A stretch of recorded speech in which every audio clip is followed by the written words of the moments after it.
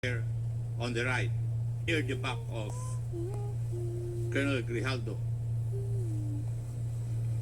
Would that be correct? Ako yung unang dumating Mr. Chairman.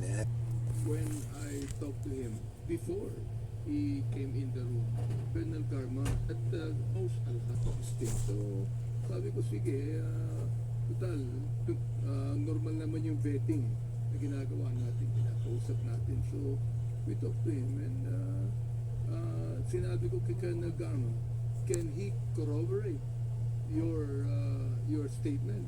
Ang sabi ni Colonel Garma, yes eh. So, kinausap na rin. Your Honors, pasensya na po kayo kasi hindi naman sumasagot kasi sa mga tanong ko sa si Colonel Grijaldo. Kaya kayo po ang tatanungin ko na muna. Mr. Chair, if I be allowed. The resource person is not allowed to ask questions. No, I'm not asking questions, Mr. Chairman. I will be answering in relation to the answer of So you are replying to...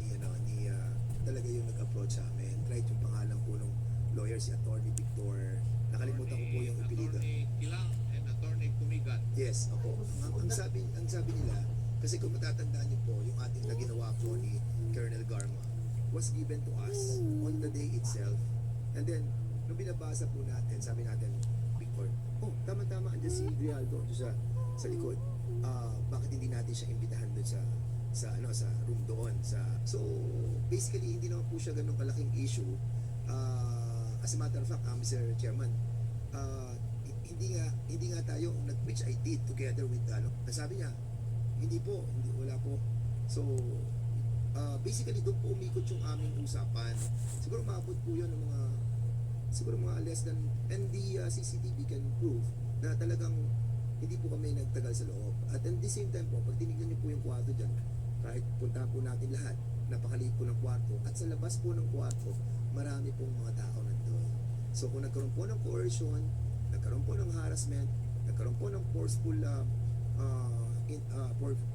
force galing po sa amin, I think malalaman po ng mga tao nandyan. And even the CCTV, loob accusation sa atin, Nabanggit sa akin ni Colonel Garma na ito talagang closure ito. Classmate, kampihan siya nito. Nagulat na. Garma yun na rin. Ako, Rinig na sinabi ni Colonel Garma sa inyo yan, Congressman. palagay ko walang nakarinig sapagkat in confidence sinabi niya sa akin. ako, Mr. Chair, nung nakita natin si Colonel